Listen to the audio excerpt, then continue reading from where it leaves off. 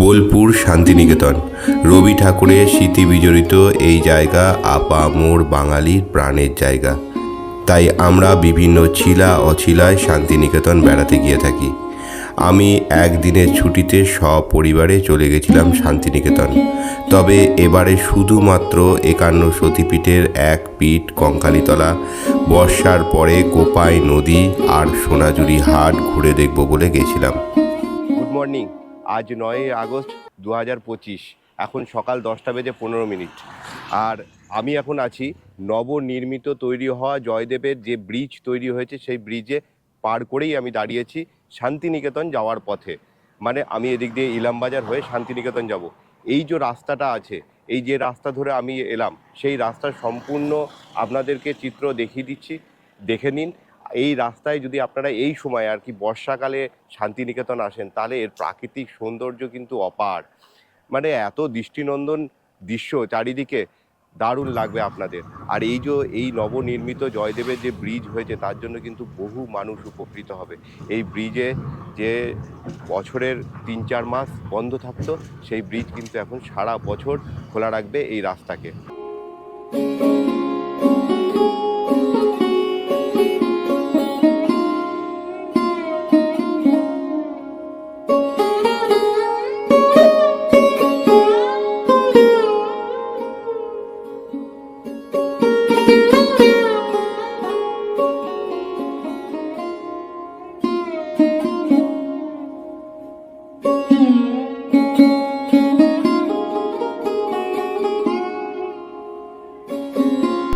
এই হচ্ছে রাস্তা, বাঁ দিক দিয়ে সিউড়ি চলে যাচ্ছে আর ডান দিকে হচ্ছে ইলামবাজার। আমরা ডান দিক দিয়ে যাব। আমরা ইলামবাজার যাব, ইলামবাজার থেকে তারপরে বোলপুর, শান্তিনিকেতন।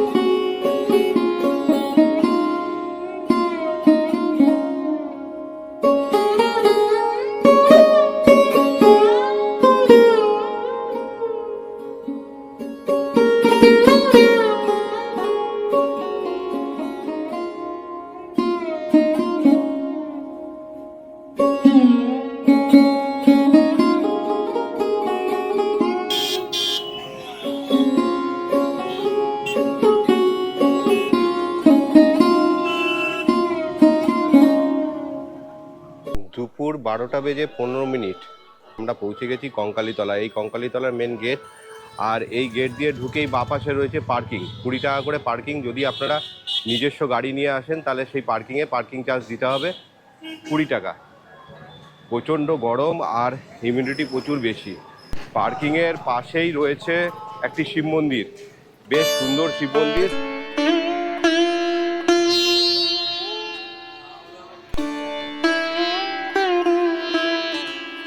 মন্দিরে যাওয়ার রাস্তায় দুপাশে প্রচুর পূজা সামগ্রী কেনার দোকান আছে। আমরা তো পুজো দেবো না, কিন্তু আপনারা যদি পুজো দিতে চান তাহলে এই দোকান থেকে পুজো সামগ্রী কিনে পুজো দিতে পারেন। 51 সতীপীঠের একটা পীঠ হলো এই কঙ্কালীতলা। এখানে দেবীর কোনো মূর্তি বা রূপ নেই। দেবী নিরাকার রূপে পূজিত হন। শিবচরিত মতে দেবীর নাম হলো দেবগর্ভা। জনশ্রুতি, সতীর দেহত্যাগের পর শিবের পিঠে থেকে গিয়েছিল কাকাল। এখানকার প্রধান আকর্ষণ হলো কুণ্ড। মন্দিরের ভেতরে ছবি তোলা নিষেধ, তাই ভিতরটা আপনাদের দেখাতে পারলাম না। বীরভূম জেলার অন্যতম পর্যটন কেন্দ্র কিন্তু এই কঙ্কালীতলা। শান্তিনিকেতন থেকে মাত্র 8 কিলোমিটার দূরেই এই কঙ্কালীতলা। আর যারা মোটামুটি শান্তিনিকেতন ঘুরতে আসেন তারা সবাই কঙ্কালীতলায় আসে। সেই কুণ্ড যেখানে মনে করা হয় সতী মায়ের কাকাল আছে। দেবীর কাকাল অর্থাৎ কোমরের অংশ পড়েছিল এই কুণ্ডে। কথিত আছে এর জল নাকি কোনোদিনও শুকায় না। কঙ্কালীতলার পিছন দিকেই রয়েছে এই কোপাই নদী, কোপাই নদীর ঘাট। আর এই ঘাট থেকে এখন জল তুলে যাচ্ছে সুরুতেশ্বর শিব মন্দিরে জল ঢালার জন্য। সমস্ত ভক্তরা এখানে আসছে আর এই কোপাই নদীর ঘাট থেকে জল তুলছে। আর জল তুলে পায়ে হেঁটে যাবে ওই সুরুতেশ্বর মন্দির আছে, ওখানে শিব মন্দির, ওই শিব মন্দিরে জল ঢালার জন্য। কোপাই নদীর ঘাটেই কিন্তু এই পাশে মঞ্চ করা রয়েছে। এখানে সন্ধ্যা আরতি হয়, যেমন আমরা হরিদ্বারে অথবা বেনারসে দেখে থাকি, সেই রকমই কিন্তু জায়গা করা রয়েছে। এখানে সন্ধ্যা আরতি হয় এই কোপাই নদীকে উদ্দেশ্য করে। এই শ্রাবণ মাসের শেষ সোমবার বাকি আছে এখনো। আর তার জন্য কিন্তু এখানে পুরো শ্রাবণ মাস জুড়ে মেলা বসে প্রচুর। এই শ্রাবণ মাস উপলক্ষে আরও নতুন নতুন দোকান এখানে বসেছে। সোনাঝুরি হাটের মতো এইখানেও কিন্তু এই কঙ্কালীতলাতে একটা হাট বসেছে ছোট্ট মতো। প্রচুর এখানে ব্যাগ, ছোট ছোট কুটির শিল্পে যে সমস্ত জিনিস আমরা সোনাঝুরি হাটে দেখে থাকি সেই সমস্ত কিছু জিনিসপত্র নিয়ে এখানে কিন্তু বসেছে। জামা কাপড় থেকে শুরু করে গয়নাগাটি সমস্ত কিছুই কিন্তু এই ছোট্ট একটা হাটেও বসেছে। বিস্তর একটা চাতাল করা রয়েছে, তার উপরেই কিন্তু এই বাজার বসেছে। দাদা এখানে প্রতিদিন বাজার বসে? শনি রবি আর বুধ। এটা শ্রাবণ মাস উপলক্ষে একটু বেশি নাকি? আচ্ছা, এখানে মাদলের তালে তালে নৃত্য হচ্ছে।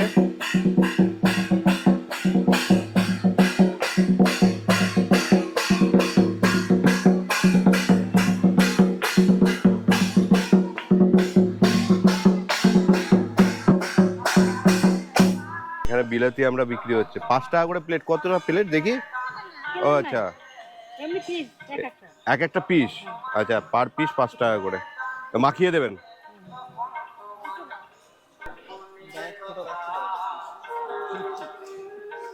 কেমন?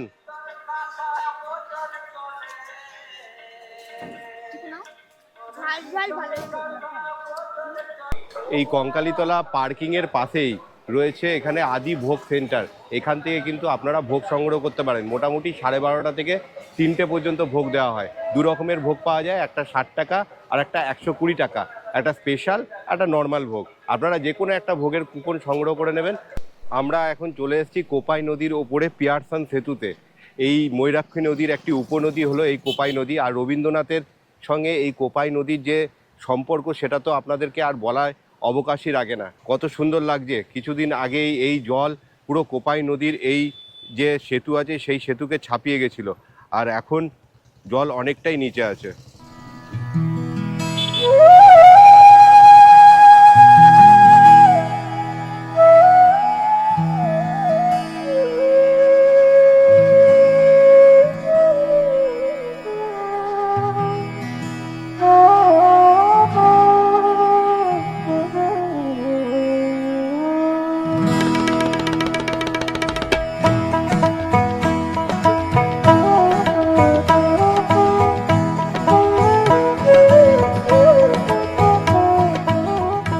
রবি ঠাকুরের লেখা সেই পদ্য, আমাদের ছোট নদী চলে আঁকে বাঁকে, বৈশাখ মাসে তার হাঁটু জল থাকে। চারিদিকে সবুজে ঘেরা কোপাই নদী। এই সময় কোপাই নদীকে সব থেকে বেশি সুন্দর লাগে। সেই হাঁটু জল এখন কত দূর জল হয়েছে বলতে পারবো না, তা তো নেমে বলতে হবে। কিন্তু চারিদিকে সবুজ আর তার মাঝে এই কোপাই নদী, দারুণ লাগছে কিন্তু জায়গাটা। এই বর্ষার সময় আসলে অবশ্যই এই কোপাই নদীর এই যে সেতুটা আছে এই সেতু এখানে আসবেন, অবশ্যই ভালো লাগবে। দুপুর 1:25 আর আমরা লাঞ্চ করার জন্য চলে এসেছি, কেননা সকাল থেকে সেরকমভাবে কিছুই খাওয়া হয়নি, তাই সবাই লাঞ্চ করতে চলে এসেছি বনবীতির হেসেল ঘরে। যাই হোক, এখন লাঞ্চ চলেও এসছে। এখানে সিস্টেমটা হচ্ছে আপনাকে খাবারের মেনু দেখে খাবার অর্ডার দিয়ে দিতে হবে, তারপরে আপনাকে সময় মতো তারা ডেকে নেবে আপনার নাম ধরে এবং খাবার চলে আসবে। আমরা 4টে ভেজ থালি অর্ডার করেছি, আর তার সঙ্গে একটা চিকেন আর একটা হচ্ছে 2টো কচি পাঁঠার মাংস 2 প্লেট। তো সব কিছু মিলিয়ে আমাদের খরচা পড়েছে 1040 টাকা। আপনাদেরকে গোটা মেনুটা দেখিয়ে দিচ্ছি। প্রতিদিন এই মেনু কিন্তু চেঞ্জ হয়। ভেজ থালি আপনাকে নিতেই হবে, তার সঙ্গে আপনি বিভিন্ন আইটেম আছে, মাছ, মাংস, পনির, বিভিন্ন আইটেম আছে, যেটা আপনার পছন্দ মতো চুজ করে আপনি তার সঙ্গে ওটাকে অ্যাড করে নিতে পারেন। প্রত্যেকটি টেবিলে ঘি তো দেওয়াই রয়েছে। আর এই আমাদের ভেজ থালি। ভেজ থালি রয়েছে শাক ভাজা, বেগুনি, ভাত, সরু চালের ভাত, আর এখানে সবজি আছে একটা নারকেল দিয়ে মোচার সবজি, এখানে ডাল, পুরো পুরো ডাল, এটা হচ্ছে শুক্তো, পায়েস, চাটনি, পাঁপড় ভাজা, এটা ভেজ থালিতে। আর আমরা নিচে এই যে 2 পিস কচি পাঁঠার মাংস, আর এখানে রয়েছে চিকেন 1 প্লেট, এই যে 2 পিস চিকেন। ভাত চাইলে আবার পাওয়া যাবে, কিন্তু ভাতের প্রথম কোয়ান্টিটি খুবই কম।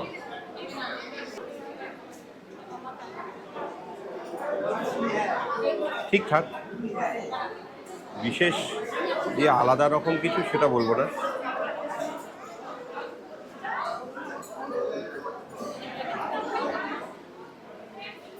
তবে মারাত্মক ভিড়। আমরা খুব সময় মতো ঢুকে গেছি, তাই টেবিল পেয়ে গেছি, নহলে অপেক্ষা করতে হতো।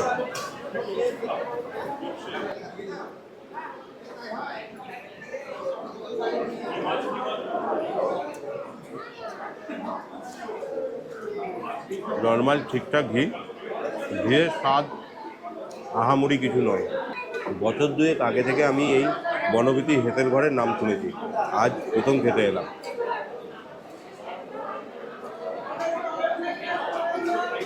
আমার মাসির বাড়ি এই বোলপুরে হওয়ার সুবাদে খাওয়া দাওয়াটা আমার এখানে সেরকমভাবে করা হয় না কোনো হোটেলে।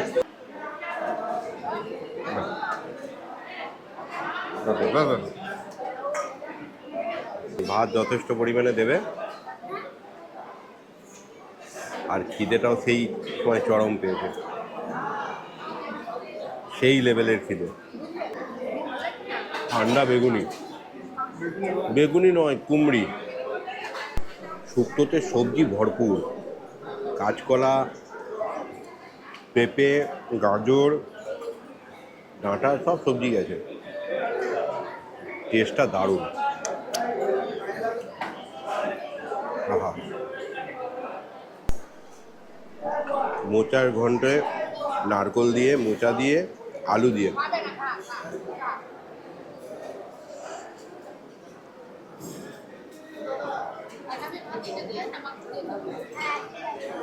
তবে শুক্তো নাম্বার 1। মোচাটা বেশ খানিকটা রয়ে গেল, খেতে পারলাম না। খেলে আর মাংস খেতে পারবো না। সত্যি কথা বলতে আমি যেরকম খাই তাতে এই মাংসের প্লেট না নিলেও আমার পুরোপুরি ভাত খাওয়া হয়ে যেত। প্রত্যেকটা আইটেম এত সুন্দর হয়েছে যে এর মধ্যে মাংস নেওয়ার যে কোনো প্রয়োজন পড়েছে এরকম আমার মনে হয় না। শুধু আপনারা এরকম হতে পারে যে আপনারা নিরামিষ পছন্দ করেন, সেক্ষেত্রে শুধু ভেজ থালি খাবেন, তাতেও কিন্তু খারাপ লাগবে না। আমাকে 2.5 পিস মাংস দিয়েছে, আর মাংসের ঝোল খুব একটা গরম নেই। আহা, তবে আমার স্বাদ নর্মাল মাংসের মধ্যেই লাগছে। কচি পাঠা বলে যে আলাদা রকম কিছু লাগছে সেরকম নয়। মাংসটা আরেকটু সিদ্ধ হলে ভালো হতো।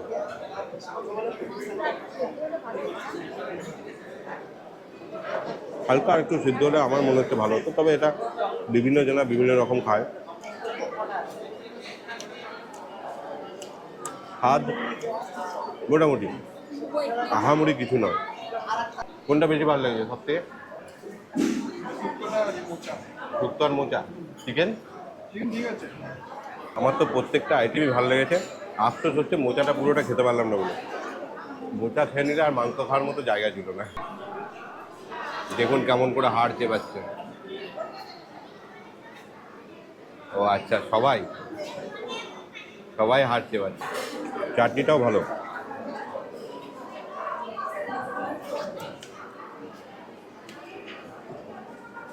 আমড়ার চাটনি।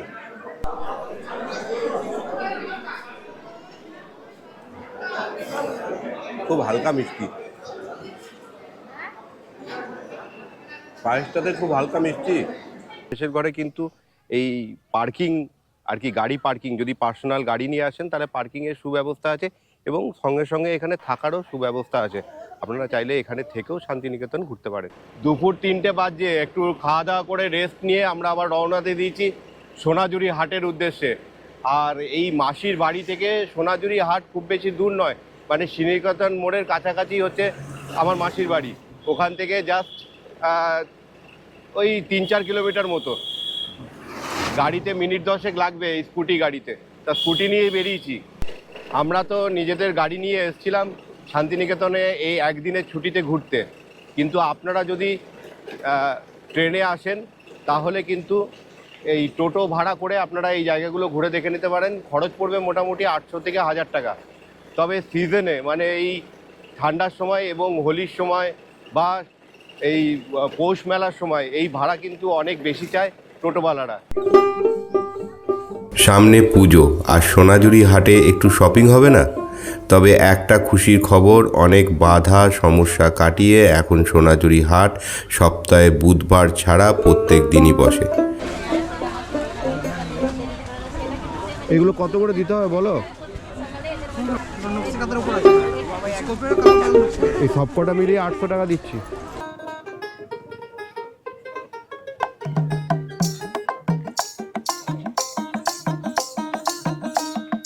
আট কুঠুরি নয় দরজা, এ ঘরে কোনোখানে নাই তালা, কোনোখানে নাই তালা রে নাই তালা।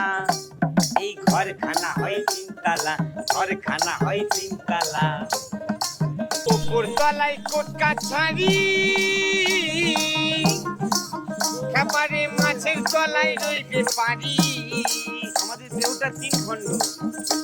আবার নিচের তলায় ভাইরে ভাই, নিচের তলায়, নিচের তলায় কর্মচারী, ভাইরে ভাই নিচের তলায় কর্মচারী, জপ করে প্রেমের মালা। এই ঘরখানা হয় তিনতলা, ঘরখানা হয় তিনতলা।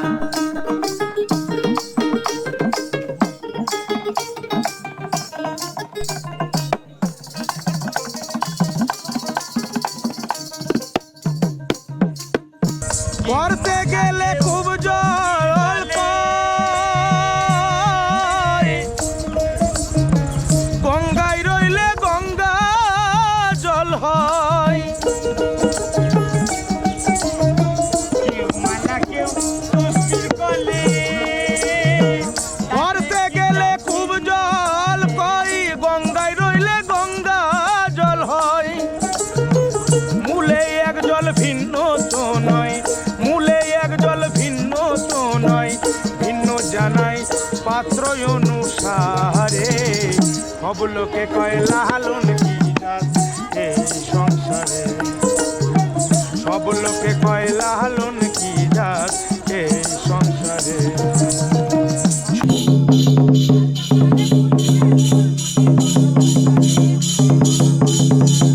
রবিবার হওয়া সত্ত্বেও বেশ কিছুদিন ধরে টানা বৃষ্টিতে সোনাঝুরি হাটে কলকাতা থেকে লোকজনের ভিড় নেই, আর বাজারও সেরকম নেই।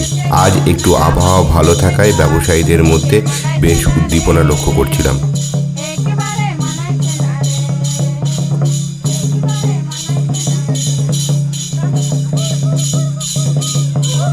বাউল মাদলের তালে নাচ আর শেষ বিকেলে পেয়ারা মাখা খেয়ে বাড়ির দিকে রওনা দিলাম। বিকেল 5:15 আর আমাদের সোনাঝুরি হাট থেকে বেশ কিছুক্ষণ আগেই চলে এসেছি। এসে চাটা খেয়ে একটু ফ্রেশ হলাম, এবার বাড়ির দিকে রওনা দেবো। আপনাদের হাতেও যদি এই একটা দিনের ছুটি থাকে তাহলে আপনারা এরকম ছোট্ট একটা শান্তিনিকেতনে প্ল্যান করে চলে আসতে পারেন। তাহলে আজকের ভিডিওটা এখানেই শেষ করছি। ভিডিওটা যদি ভালো লাগে তাহলে অবশ্যই ভিডিওটা লাইক করবেন, বন্ধুদের সঙ্গে শেয়ার করবেন, আর সাবস্ক্রাইব করতে ভুলবেন না চ্যানেলটা। তাহলে এরকম নতুন নতুন ভিডিওর নোটিফিকেশন পেয়ে যাবেন সবার আগে। সবাই ভালো থাকবেন, সুস্থ থাকবেন, tata. We wanna chase the night.